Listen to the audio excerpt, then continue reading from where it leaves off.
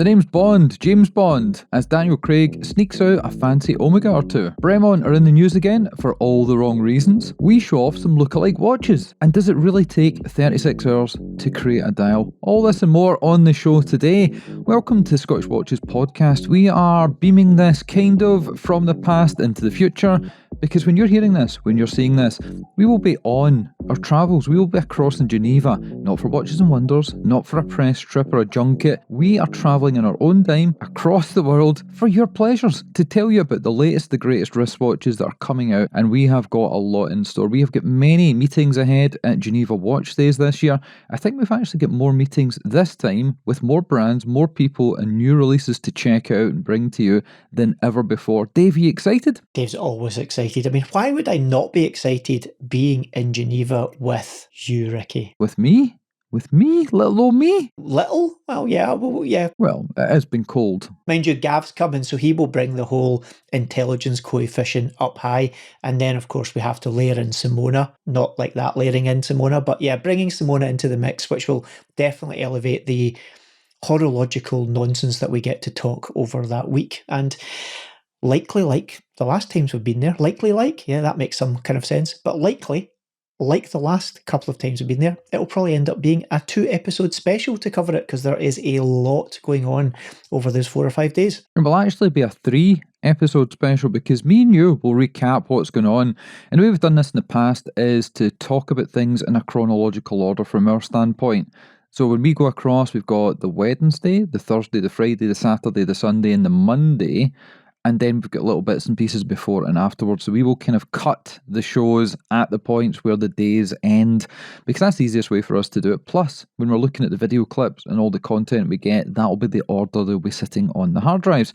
And you're right, it is a full house. I remember the first time we went across, it was just me and you. Then last year, Simona get dragged across because cheap Eastern European labour. That's what I was thinking. And this time we have got Gav with us, the guy that likes to take the piss at your Teddy Ruxpin attire, which you're not wearing and haven't been wearing for some time. Any reason for that? No? Yes? No? It's the summer, Ricky. It's the summer. The temperature in Scotland has got into double digits. And by double digits, we're not talking the 20s or 30s. We're talking the teens. But, you know, shorts and t-shirt weather. So David is not in need of a little Teddy body warmer, but you know, it will be back out soon because, well, it's David. Well, something that was out recently was Daniel Craig. He was on his travels, he was at various sporting events across the planet, and as always, he was wearing an Omega on the wrist. It was, I don't know, they're just playing this game consistently, and we fall for it. Everybody else falls for it, all the journals fall for it, and that is wearing a watch that isn't quite released yet. Creates a lot of hullabaloo, lots of Instagram posts, and yeah, it catches fire, gets traction, becomes a little bit of a viral meme. Well, as much as we're going to be on our travels to Geneva in a few short days from now, in the past when you're hearing and seeing this, you were on your travels to the Olympics, but Omega have been doing more than just normal Olympic stuff, haven't they? And then information kind of drips out afterwards. And Dave, you're known for things dripping out afterwards, so what's going on here? Well, I think it's fair to say that if you have watched any of the Olympics over the 3 weeks or whatever it was that they were on for, you will have seen that Omega logo quite often. Oh, in the breakdancing championships? That one that the Australians probably wish hadn't happened. Yeah, that one. Not sure whether you need an Olympic timekeeper, to be honest, for breakdancing, unless they've got to do a dance in a given amount of time. But yes, maybe the less said about that, the better, because yeah, lots of memes. I think that poor individual is going to be the source of many a meme for quite a long time to come. Well, you know what? You talk about memes and stuff like that, but that individual that we are talking about just now, far better breakdancer than I'll ever be, better than you'll ever be. And there's been a meme going around for many years that said something along the lines of, the Olympics, you know what they should do? They should put an average person in there, just for comparison's sake. Well, they did. Well, you could say that, but apparently this individual has some form of PhD in social dance, social something involving breakdancing. And apparently there's a couple of videos that have surfaced of her being, by all accounts, quite good. But I think she maybe took things a little far in terms of the let's do something different.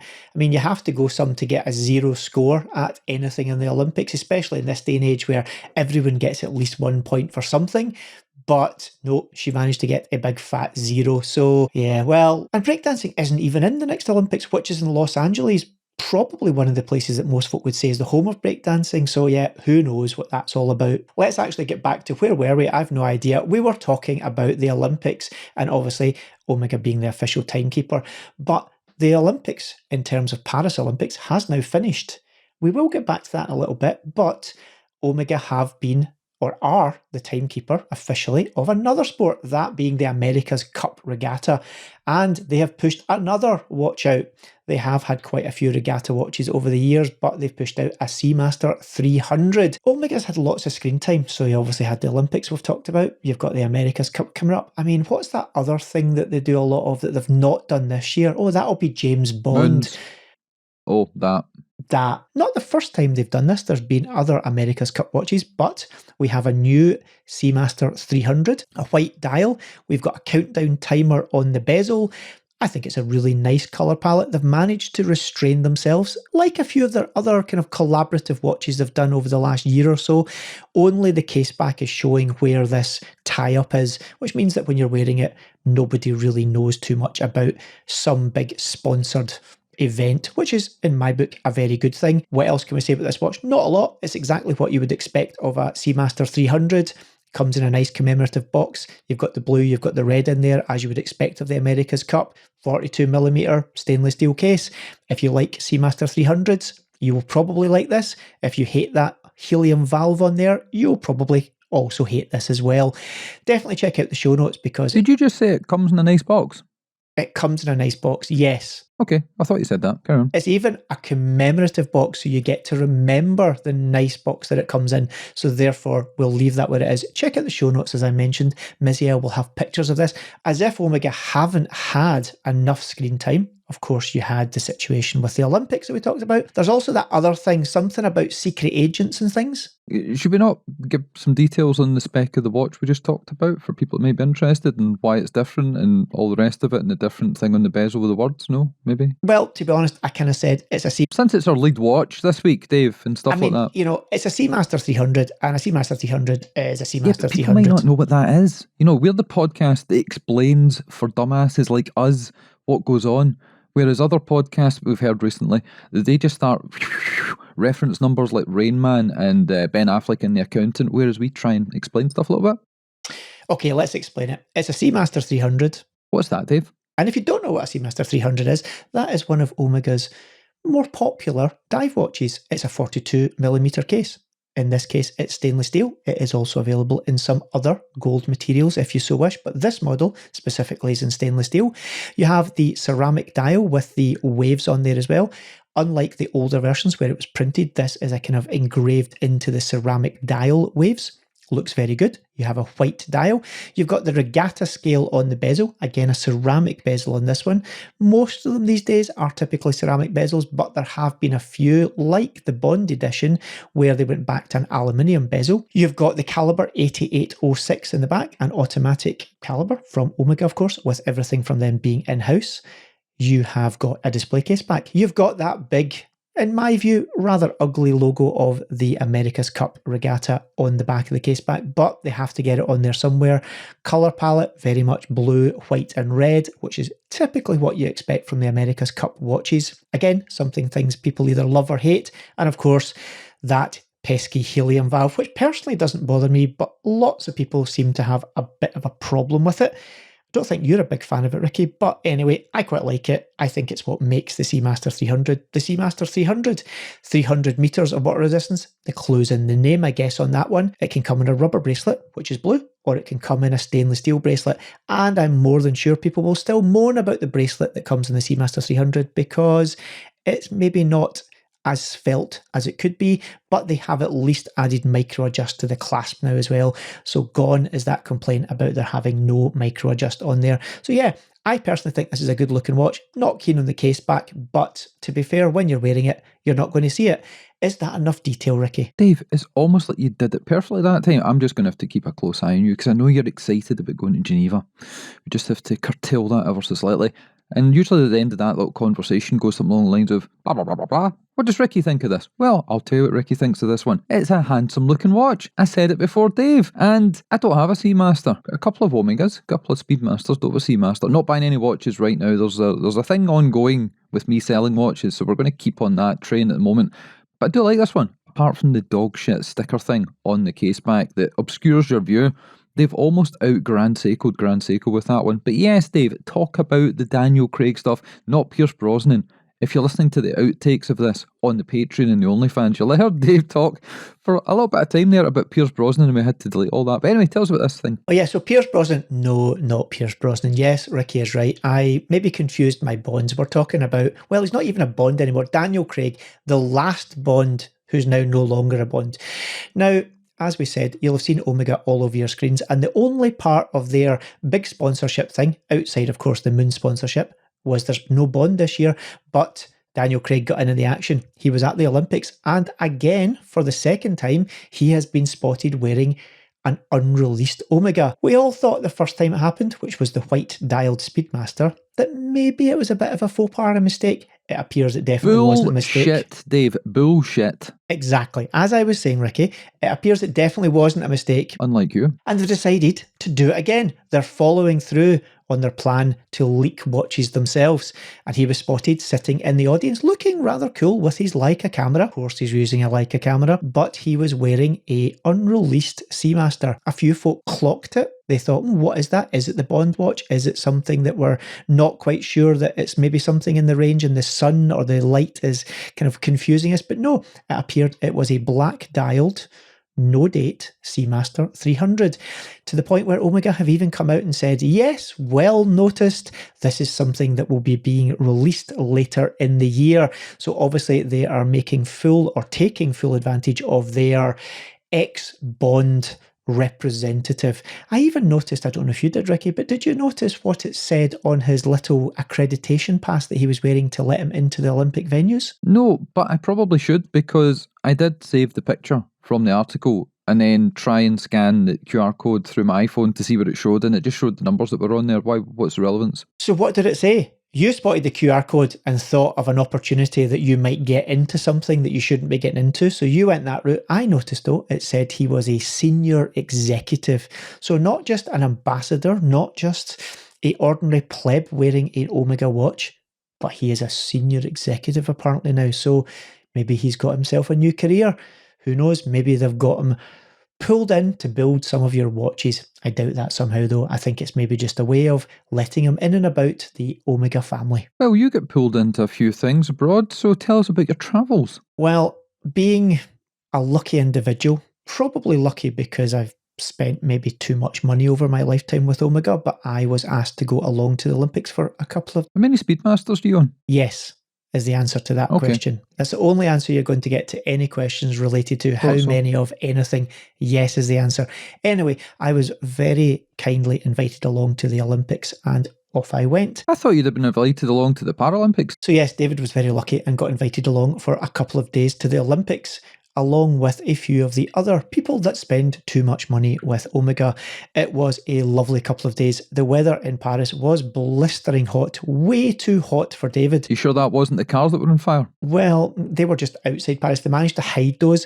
I have never seen so many policemen, gendarmerie and regular national police everywhere. Every street corner had at least one or two police officers there. So they obviously were aware that there was the potential for some slightly troublesome French people getting up to nefarious acts, but I didn't see anything. What I did see though was some absolutely torrential downpours of rain. So I felt well at home. That said, when you're in a venue that's outside and you're wearing shorts and t-shirt and it decides to open from the heavens with rain, you get rather wet. So luckily my skin is waterproof, but nothing else was. Outside of that, what did I get to see? We got to see some people playing on horses, which was actually quite good fun. Definitely not something I would normally do.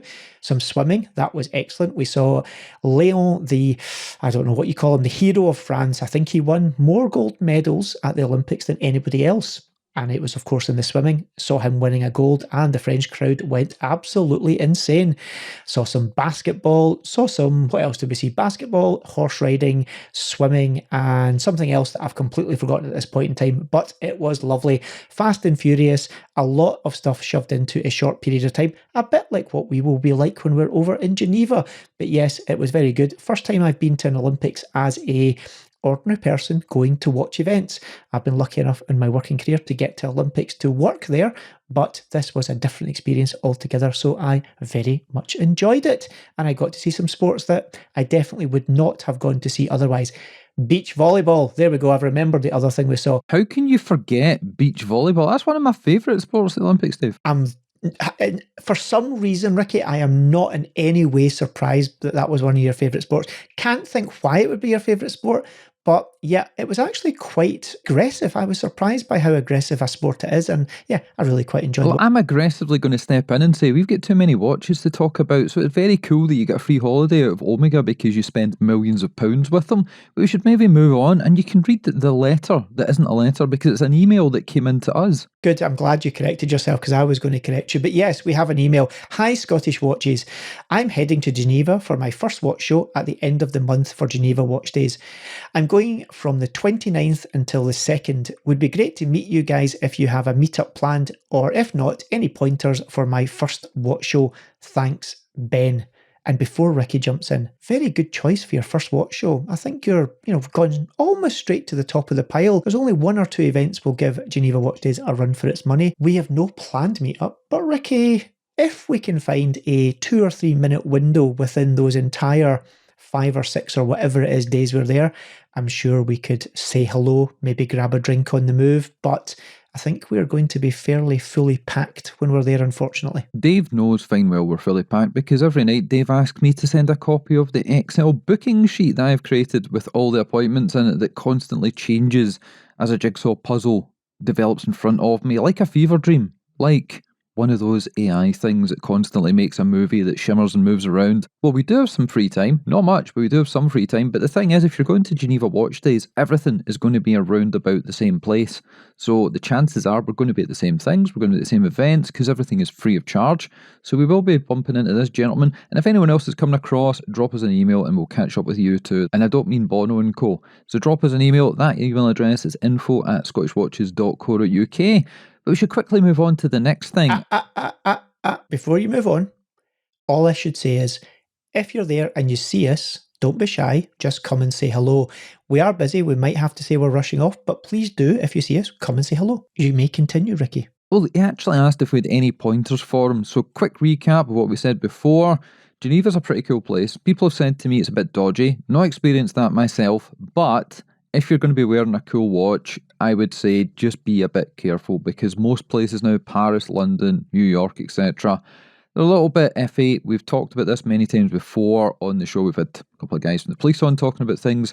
So just be a little bit canny. And if you're having a drink, you're in a place you're not experienced in, just be careful because it will draw attention. If there are miscreants around, coming to one of the world's biggest watch shows is probably a good night for them, earnings-wise. So yeah, just do that. Be safe rather than sorry. If you're at all worried about anything, just leave that cool watch at home. Don't trust safes in hotels. There's another thing for you. But apart from that, yep, looking forward to catching up with you and everybody else. Right, Dave, next up we have got a guy we know very well. He's been on the show a number of times.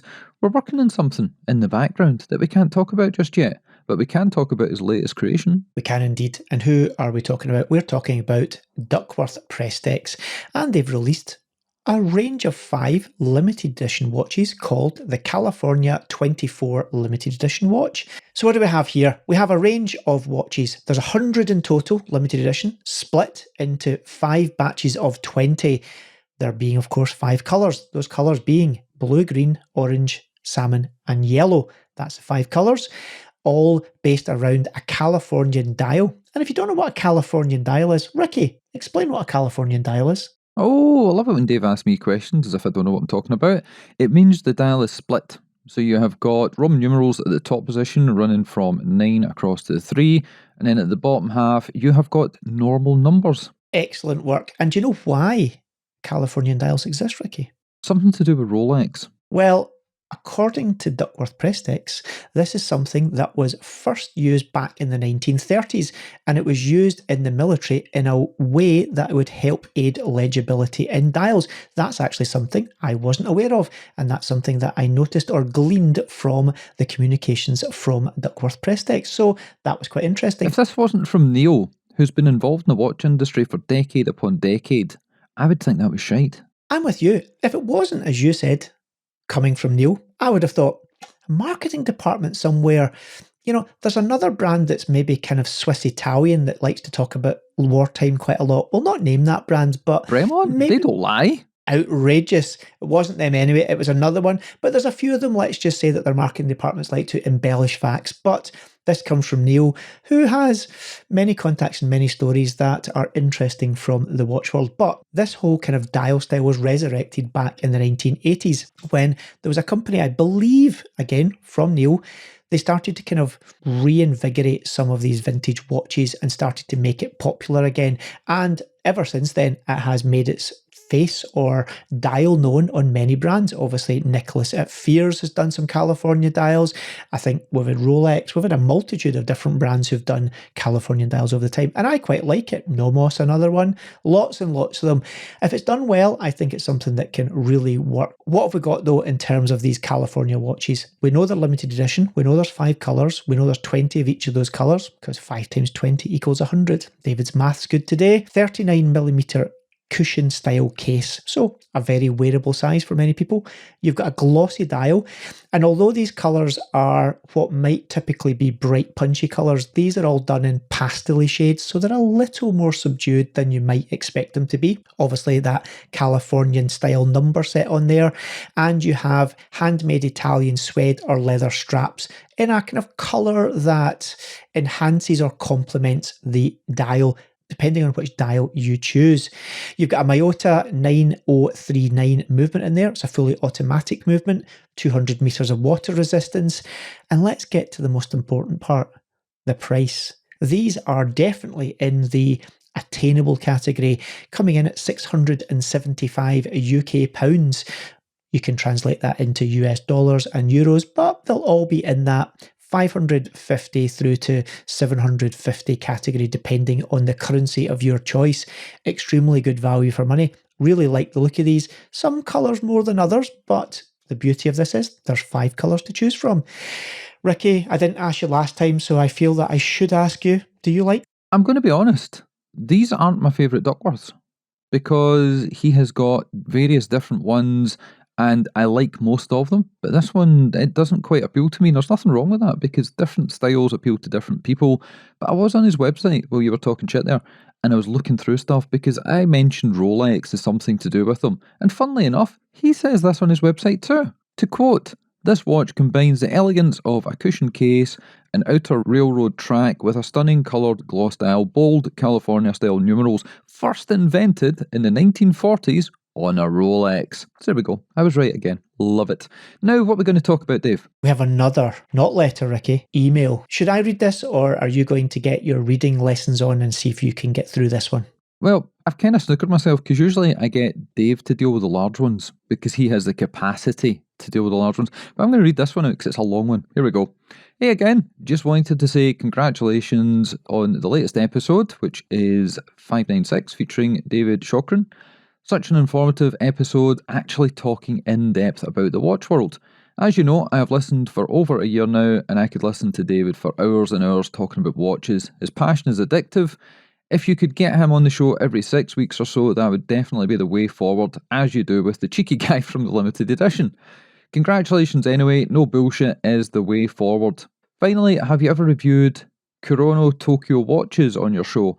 Would be interested in both your opinions on this brand. Take care, Jonathan. And we have trimmed this one because it was massive. There was tons of stuff in there, and I actually gave him a personal reply to certain parts of it because I knew we wouldn't have time to talk about it all in the show. Regarding that brand, it's one I've heard of. We have mentioned some of the releases in the past, but we've never had one to play with on the show, so maybe we could fix that in the future. But that episode you're talking about there, that was phenomenal. That is, as we record this, the last episode that went out. And I can usually tell within the first couple of hours how good a show has been received by the comments and the feedback that I get.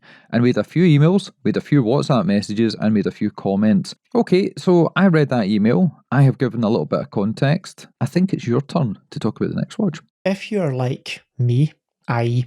old, you might remember such a thing as cassette tapes and the joy of making musical mixtapes.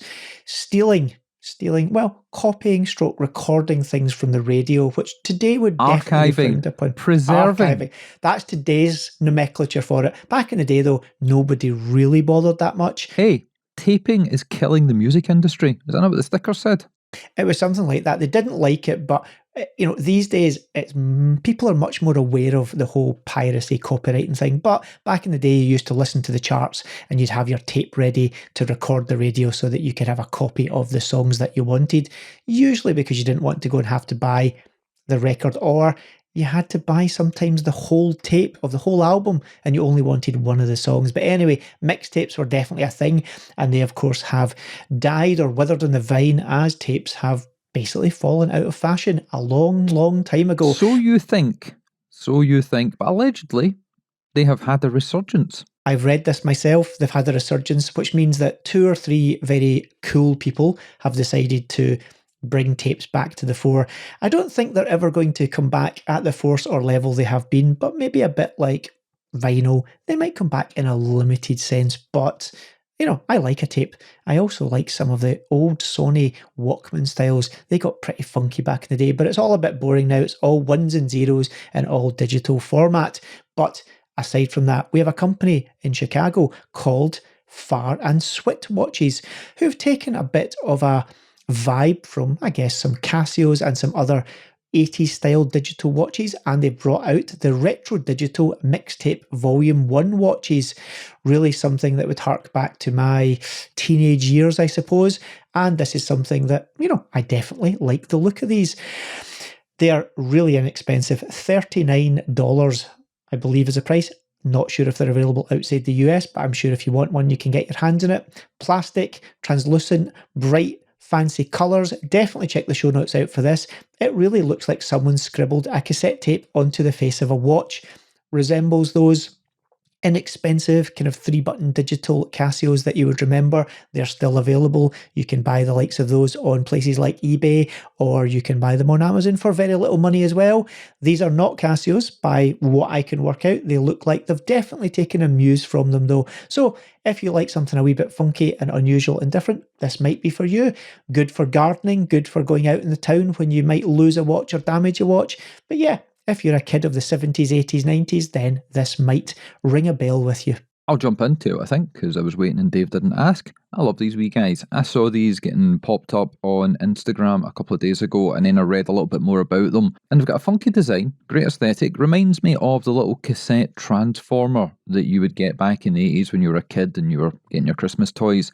But the price point is the favourite thing here because it's inexpensive. It is. We talk about novelty watches and cheap watches and affordable watches, a couple £100. That's still a lot of money, but under $50, that is almost throwaway. If you're buying watches, especially luxury items and whatnot, less than £50 is decent.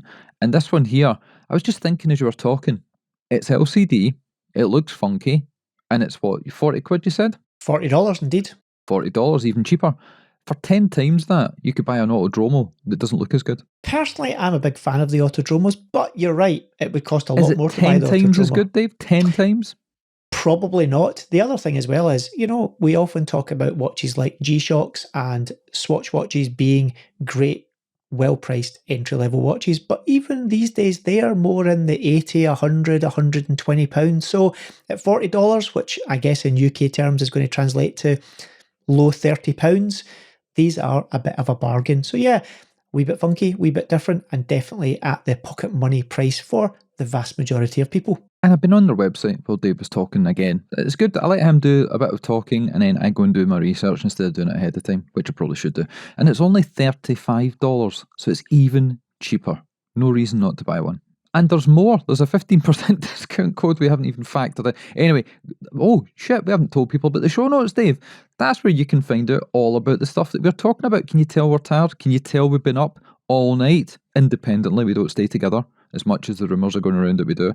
We are in the midst of planning everything, so we have not slept, we have not done anything. We are recording show upon show so that when we're away, they will be out there. But something that will also be out there will be the show notes, and you can click in the link in your podcast player on the YouTube video. That'll take you to our website, and all the information and all the watches, and all the information that Dave forgot to tell you, and I forgot to tell you, will be there, including pictures and all the good stuff. These guys, this Far and Swip mob, their logo looks familiar. Have you seen it? Is that the next thing? Is that next? Yes, maybe they're on a bit of a trend. It's a logo that's got a wee bit of a look of the NATO symbol, or a compass Stone Island. star, or Stone Island. There's someone else who has very recently adopted that style of logo as well. Well, Dave, there's been a cacophony of screams in the watch industry, the watch world. It's not been a symphony. It's more a hellish, I don't know, death rattle that's been coming out. So maybe we can start with some news that came out about some financial badness. Where do we start? Because we should possibly take this relatively seriously, and this is not about having a go at any company in particular. We are literally reporting the news as it's come out. We're an equal opportunities slagger. We will slag off everybody equally. We are. Everyone gets it as tight as everyone else, fanar.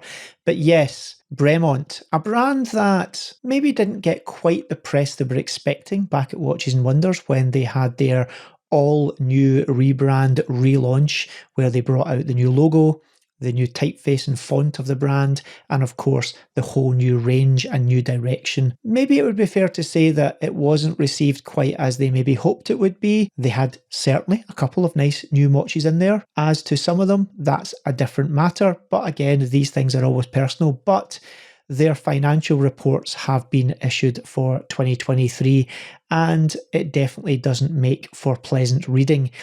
We have the company reporting a loss of £14 million, which is a significant amount of money. The business was valued at £100 million when they managed to get just shy of a £50 million investment from Bill Ackman, a big investor in the US markets.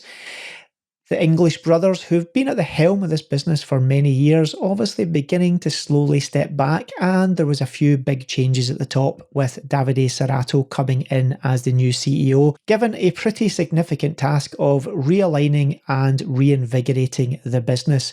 Basically, turn the ship around and right the ship. They had been working slowly but surely to try and become more of a fully integrated manufacturer. They obviously have been chasing an in-house movement for many, many years.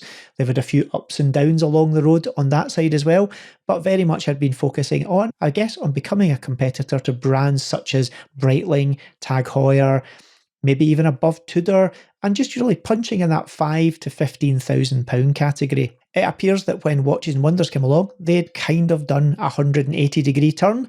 So what can we say? Sales are down, their debt is significant, their losses are high, and I'm not entirely sure what this means for the future. They've got more staff, their wages bill's gone up. None of it makes for particularly good reading.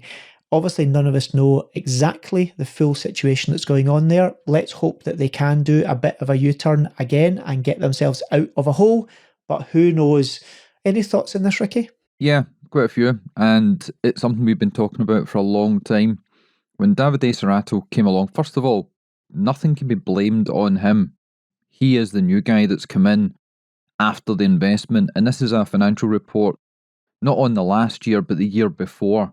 And I believe it was also delayed, so that was something to bear in mind. There's been a lot of changes since the pandemic there. They got the wing ready just around about that time. I believe that they now rent the wing. That's what I've heard. Might not be true, might be true. I've also heard that they've sold off all their machinery. That might be true, that might not be true. It's a tricky one because I don't want to see them fail. Nobody wants to see them fail. Nobody wants to see a brand go under, people lose jobs. But a lot of key people have moved on. Natalie moved on a long time ago, like many, many months ago, and she'd been there for decades. It's tricky.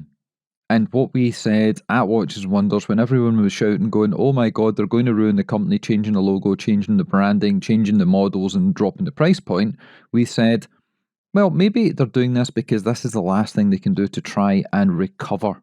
That was always the song that we sung. And I think that's kind of showing what's happening just now. So yes, I was told a few months ago that the two brothers were very much still at the helm. That is obviously not the case. So things have definitely changed there. And I really do hope they don't go under because it's a great brand. They've got some really good products. Dave owns quite a few of them. I've seen many of them. We've met the people there. And it's a tricky time. There's a lot of brands that are having trouble just now. So fingers crossed You know, they can come out of this the other side, but the financials do not look good. But also, there are many companies out there that have never made a profit and they're still operating. And with the investment from abroad, who knows? So we'll just have to see how that goes. But another place that got investment and then it turned to shit was Hodinkee. And they've got a fire sale on just now. They definitely do. Obviously, many of you who have followed Hodinkee over the last 10 years or so know that the journey has been varied. They went from being the favourite darling blog of everyone who was into watches to getting into retail, initially through some limited edition collaborations, then fully featured into retail, and then over the last couple of years maybe not being the same Hodinkee that people remember and people kind of wish that it was back to where it was.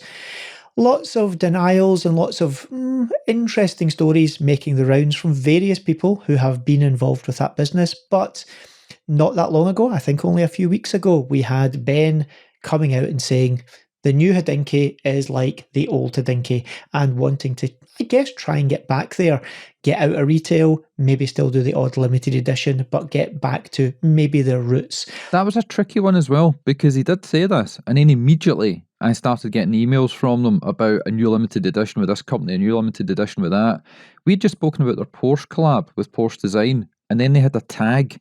So as much as they said they were moving away from it, it wasn't disingenuous, but it was carefully worded the way they said they were getting out of selling watches, because they're still selling watches, they're still selling limited editions, but they are fire selling what they have in their inventory.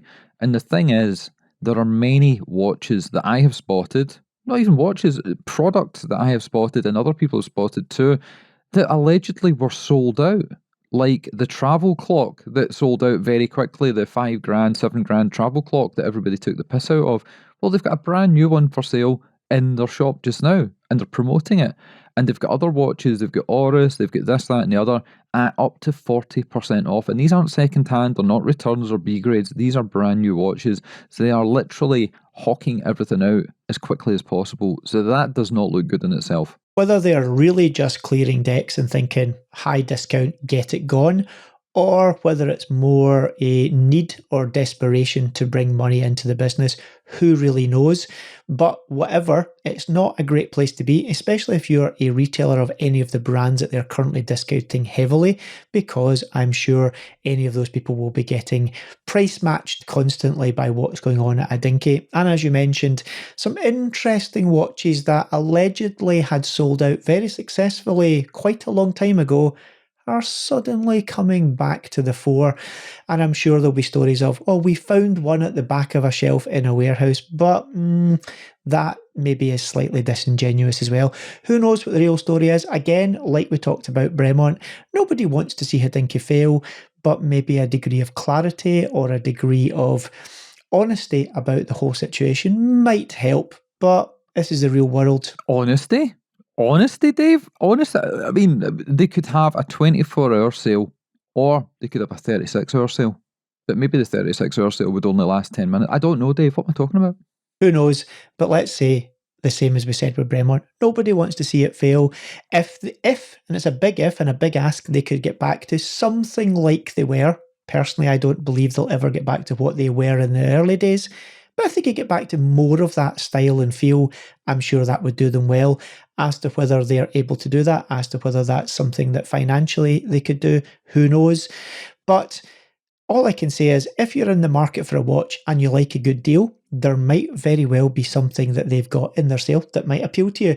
If you don't like getting lots of emails constantly announcing that they've got another deal on, then maybe you want to hit that little unsubscribe button, because I don't know about people listening to this. I had one too many emails from them and I maybe hit that little unsubscribe button. I feel your pain, and someone else that might be feeling your pain just now is Atelier Ven, because they're a strange mob. They appeared out of nowhere with a really good looking watch. Pietro sent us one to play with and we actually featured it on the show.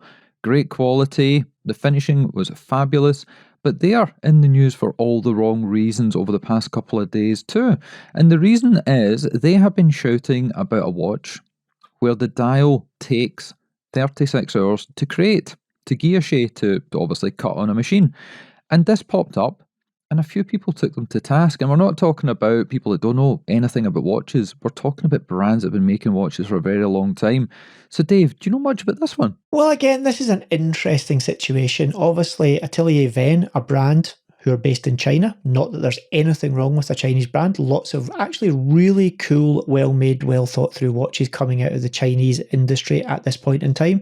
But they made a lot of a song and a dance about they have a master individual who makes these dials, or by make, create is maybe the better word, all being done on a Rose engine, an old-fashioned machine, not CNC, not done, not stamped, not produced by computers.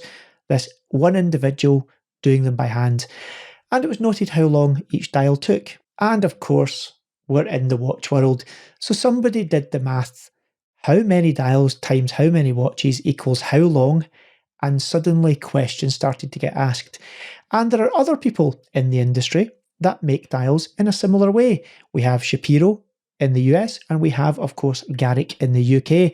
And some of them, I think it would be fair to say, Ricky, took slight exception with how long was being quoted that each dial took. Let's not get into too much details just now. All I'm going to say is, have a look in the show notes, because there should be some screen captures of Shapiro's Instagram account where they talk about how long it really takes to make a dial.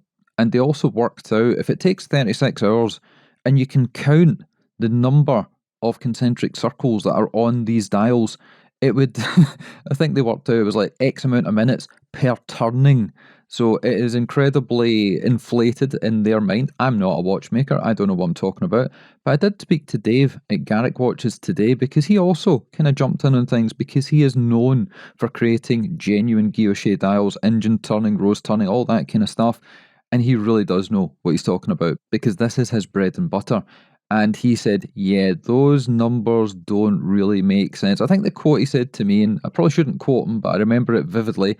He said, to do it for 36 hours, he must have been running the machine backwards for quite a proportion of that time. Well, there we go. So if you know anything about engine turning or those old machines, yeah, you could probably do some math yourself and work out what's being said. But I think maybe the marketing department got their hands on that one and maybe overinflated the amount of time. Although maybe one of the watches we're going to be talking about later, the dials do take a long time, but I think there's a bit more authenticity in how long they take. But we'll get to that later in the show. We will, and I think we'll finish off our people that have made faux pas part of the show with the guys at Corum, because we're going to see them shortly, so hopefully don't listen to this part of the show. They sent out an email to do with Geneva Watch Days to all the press, all the media, all the partners, saying, we'd love to see you guys. And what they did was, they emailed this out. They didn't just click the BCC button, they clicked the CC button. And they're not the only one. I had, I believe, 2, possibly 3 emails from companies or management agencies to do with this event where that same issue came up. And I've had quite a laugh reading some of the responses. Everything from people being annoyed with their inboxes being flooded through to just jovial communication across a multitude of different people that they never knew before. So yes, Corum, I believe, managed to CC around 300 people in their email invitation. And one of the other places, I believe it was nearer to 600. So yeah, not the kind of mistake you want to make. Luckily, these were only invites and there was nothing confidential or interesting other than the invite itself. So they maybe got away with it. They didn't get away with it, I don't think, because people really were pissed off. But thanks, Corum and others, for giving us a nice little bulk email database that we can use to talk to people in the media that we didn't know before. It's always nice to make new friends. And we have got an email in. Hi, Ricky, Dave, and Miziel. Just a quick message to congratulate you all on an amazing collaboration with Formex Watches. All your collab pieces to date have been seriously impressive, but in my opinion, this is absolutely spectacular. There have been some great releases across the industry this year, many of which you covered on the podcast, but genuinely I feel this is probably the best release of 2024 so far. Amazing job by everyone involved. Kind regards, Darren. Well, thank you, Darren. We are rather pleased with it. In fact, Ricky has had it on his wrist for longer than he's had many watches on in the last good few months. Yeah, and I will be taking it to Geneva, so if anyone wants to see what we're talking about, this is the Formex collaboration with us called Sky, based on the Northern Lights, the Aurora Borealis, and having lots of little hidden things on the front and the back. It's not sold out yet. That is something I want to stress. Previous limited editions we've done, some have taken a few months, some have taken many months, some have taken a few hours to sell out. This one, there are still some available. So if you've been holding off or you're waiting for payday and you're interested in it, you can jump across to the Formex website. And we did get a nice, big, healthy plug from Andrew Morgan, formerly of Watchfinder, now from Andrew Morgan Watches. He did a little bit all about Scottish watches. The podcast, me, Dave, and this watch on his YouTube channel, so a shout out to him for that. He is one of the good guys. Remember we said there were some guys that weren't so good? Well, he is one of the good guys. Check out the show notes and you can get a link to that little video on Andrew Morgan's channel as well if you want to see or listen or see what we're talking about. And next up, we have got a brand that we talk about here, there, and everywhere because they're good guys. They were actually mentioned in the previous edition of the show from the other David that was on, and that is Vacheron Constantin. They have got something that probably wouldn't suit my wrist, probably wouldn't suit Dave's wrist, but who knows? There are many collectors out there that have got many different ideas of what is good, bad, indifferent, and this is more art, I would say, on the wrist. I totally agree with you. And we mentioned earlier on that some brands maybe do take quite a long time to make dials, and this is one of them. We're talking about Vacheron Constantin and their Métier d'Art department. This is the department that makes the rather special watches, not your commoner garden ones that you maybe can pick up relatively easily, but the very, very limited edition high art pieces. We have 4 watches which are broadly split into 2 pairs of 2. First of all, we have the Eternal Flow models, and then we have the Moonlight Slivers models. The main difference between these is the Eternal Flows are bright, punchy, and very in-your-face, almost psychedelic when it comes to the colours, whereas the Moonlight Slivers are definitely more subdued, more down-to-earth. These, of course, using lots of very traditional skills and crafts, something that you definitely expect from Vacheron in their special watches. And all of these are taking kind of inspiration from ancient Chinese culture based on the seawater cliff. This is a kind of motif that is seen in many areas of Chinese life. Emperors have worn it in robes, you see it in buildings, in architecture, in carvings, and they are kind of these interpretations of this motif in watches. The Eternal Flow models, as I mentioned earlier, are definitely punchy and colourful when it comes to what they're up to. You've got an 18 karat pink gold case and you have a white gold case. That's the 2 options. But the dials, how would we say? They're enamel dials, and they are the enamel dials that are very difficult to make. You're using thin gold wire to almost map out the areas, and then you have these different segments that can have different colours of enamel inserted into them.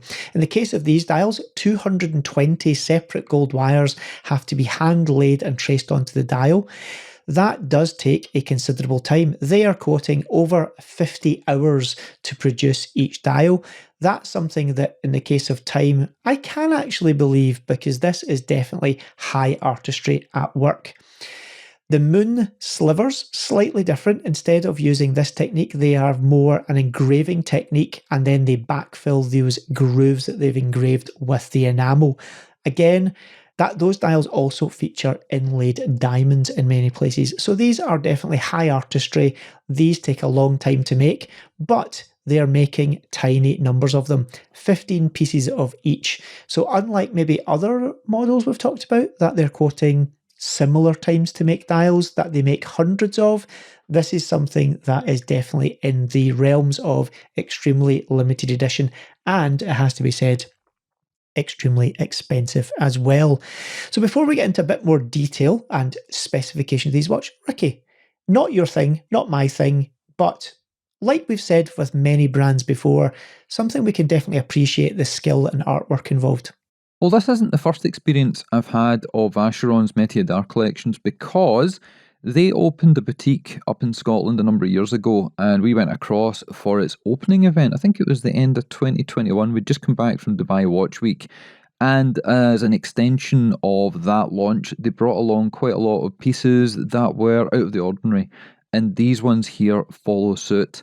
So it's a brand that's quite close to our heart because every year we go and see them at Watches and Wonders, we record the show with them, they tell us all the latest and greatest, then they pull it back and they start talking about things from hundreds of years ago because from my recollection, they are the world's longest running watchmaker continuously with no breaks, nobody taking over or buying the company name, but they do amazing things, and as I mentioned earlier, David that was in the show that we recorded recently said great things about them. They're one of the brands that's actually moving forward and they deserve all the commendations that they get.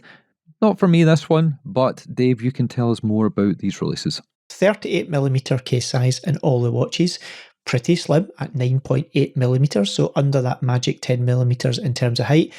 You have an in-house caliber, in this case the 2460. 40 hours of power reserve, obviously the Geneva hallmark on there.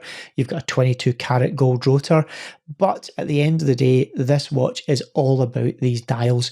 And whether you like the super bright punchy, or you like the more understated sliver moonlight or moonlight sliver dial, there's something for everyone in here. But by everyone, I mean 15 people for each of the 4 models, so 60 in total. And when you see the words price on application, you can be sure it's not going to be inexpensive. So probably something that you're very unlikely to ever see in the real world, but we can admire them in all they are in terms of their artwork and the crafts involved in the making of these dials. So I think that maybe rounds out what we're talking about with Vacheron. Well, unfortunately, that is the end of a show. We don't have much time left. We need to start packing, getting things sorted. And as I say, as you hear this, you'll be wondering, why are these guys talking about getting packed and all the rest of it? We need to record the shows ahead of time.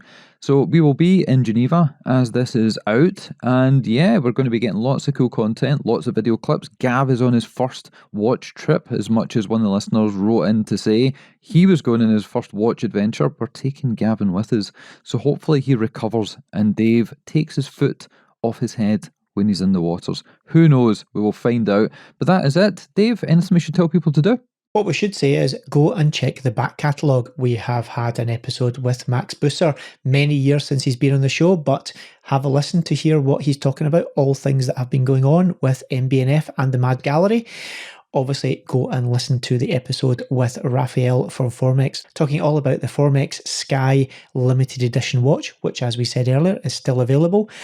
Listen to our more recent episode with David Chokron, talking about the watch industry, the good, the bad, the indifferent, and everything else that goes on with it as well. And of course, I have to say, if you want to contact us, please email us at info@scottishwatches.co.uk. Please do not send us DMs in Instagram. We say this every week, but still people send us DMs. If you want us to take you seriously, read what you're saying and possibly reply, maybe even read out your email, please do email us. Outside of that, Ricky, I think it only is left to you to round out this show. So thank you for listening, thank you for watching, and we'll catch you again soon.